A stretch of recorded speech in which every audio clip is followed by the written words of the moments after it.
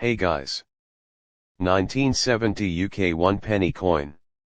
Today, we're looking at the final, bittersweet chapter of the British pound SD system and why the 1970 penny is a must-have for every collector. To understand the 1970 penny, we have to understand decimal day. For centuries, the British currency was, let's call it mathematically adventurous. There were 12 pennies to a shilling and 20 shillings to a pound. That's 240 pence in a pound. By the late 1960s, the world was moving toward base 10 systems, and the UK decided it was time to join them. This meant the large penny was being phased out.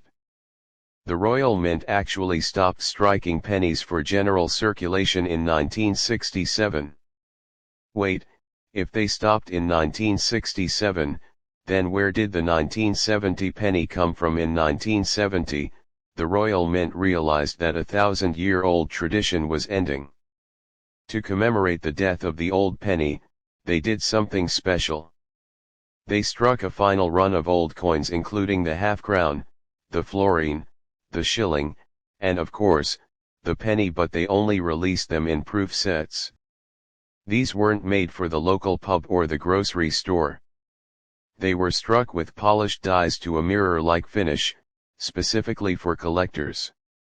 The mintage, only 750,000 of these sets were made.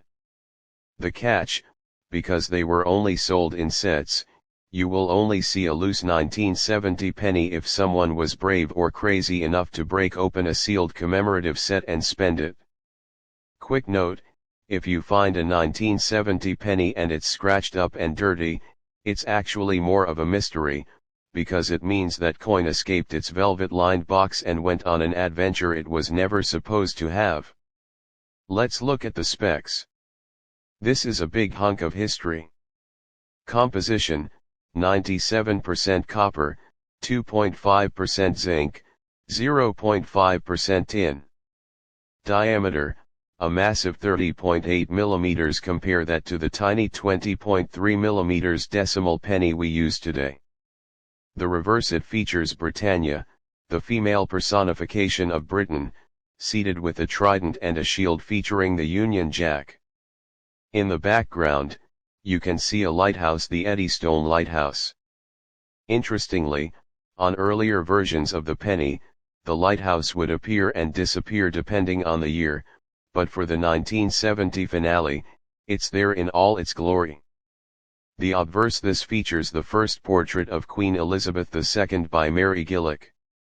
Even though it was 1970 and the Queen was older, the Mint used her youthful 1953 portrait for this final set to maintain the classic feel of the pre-decimal era.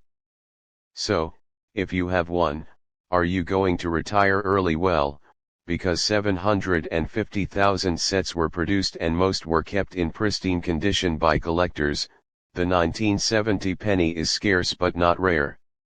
You can usually find the complete 1970 proof set for anywhere between, depending on the condition of the case.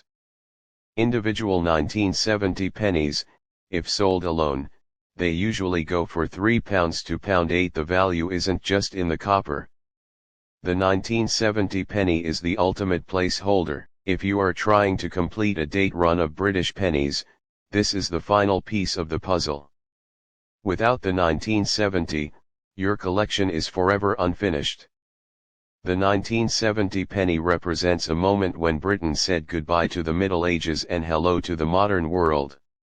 It's the last of the cartwheels, a coin that feels substantial in your hand and carries the weight of history. If you ever see one, take a moment to appreciate the strike. Since they were all proof coins, the detail on Britannia's shield and the Queen's hair is much sharper than any penny you'll find from the 1960s. Would you like me to do a video on the 1933 penny, the legendary coin that is actually worth as much as a house? Let me know in the comments.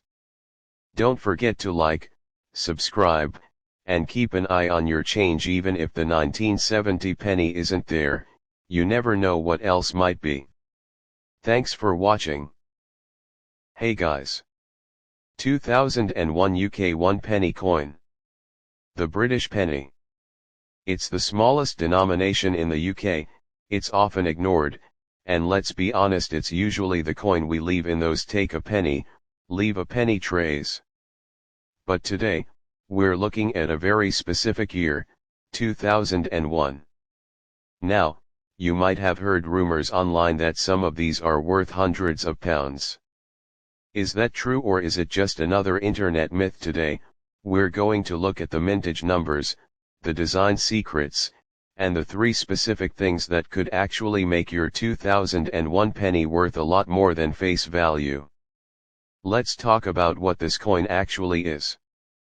By 2001, the British penny had undergone its biggest physical change. From 1971 until 1992, pennies were made of bronze.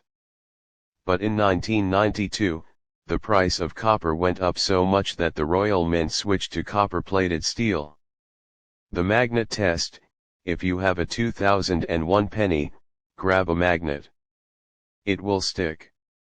Because it's mostly iron steel inside. If you ever find a 2001 penny that isn't magnetic, stop everything, you've found a wrong planchette error that is worth a fortune. The numbers: in 2001, the Royal Mint struck exactly 928,802,000 of these. That is nearly 1 billion coins. Reality check: because there are so many, a standard, circulated 2001 penny is only worth 1p. But don't click away yet, because standard isn't what we're looking for. Let's look at the head side. This features the 4th portrait of Queen Elizabeth II, designed by Ian Rank Broadley. You can tell it's the 4th portrait because the Queen looks more mature, and she is wearing the Girls of Great Britain and Ireland tiara.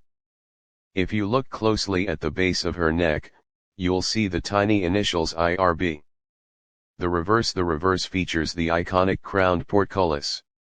This design was originally a badge of the House of Beaufort and was used by King Henry VII. It has been a staple of the British penny since decimalisation in 1971. Wait for it, in 2008, this design was retired in favour of the shield design. This makes the 2001 penny part of the classic era of decimal coinage that is slowly being phased out of our pockets. Okay, let's get to the money. If a billion were made, how do you find one worth more than a penny? Most 2001 pennies are scratched, brown, and dull. But if you find one that looks like it just popped out of the mint, bright red, no scratches, mirror-like finish, it could be a mint state coin. Collectors will pay £5 to £15 for a full red 2001 penny to complete their sets. During the minting process, sometimes the metal blank is cut incorrectly, leaving a crescent-shaped bite out of the edge of the coin. If you find a 2001 penny with a curved clip, you're looking at a coin worth. Look at the date 2001. Are the numbers blurry? Is there an extra blob of metal connecting the numbers? These are die cracks. Depending on how dramatic the crack is, these can sell on eBay for £5 to £10 to error hunters. Sometimes you'll find a 2001 penny that looks gold. Caution: this is usually a school science experiment where the coin has been plated in zinc or brass. It's a cool curiosity, but it's not an official Royal Mint error. If you really want a 2001 penny that holds value, look for the proof versions.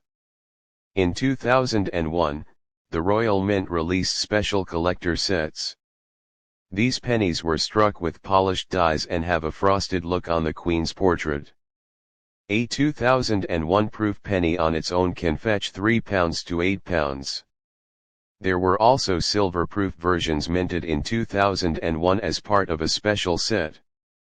These look like pennies but are made of 0.925 sterling silver. These are worth £20 plus easily. So, is the 2001 penny the rarest coin in the UK? No. But it is a fascinating piece of history from the start of the new millennium. It represents the height of the steel plating era and features one of the most beloved portraits of the late Queen. Go check your change right now. Find a 2001 penny and check 3 things: is it magnetic, is it full red, shiny and new, are there any weird metal blobs or clips on the edges? Would you like me to do a deep dive into the 2001 2p coin next? It has some even weirder varieties. Let me know in the comments. Don't forget to like and subscribe for more coin hunting.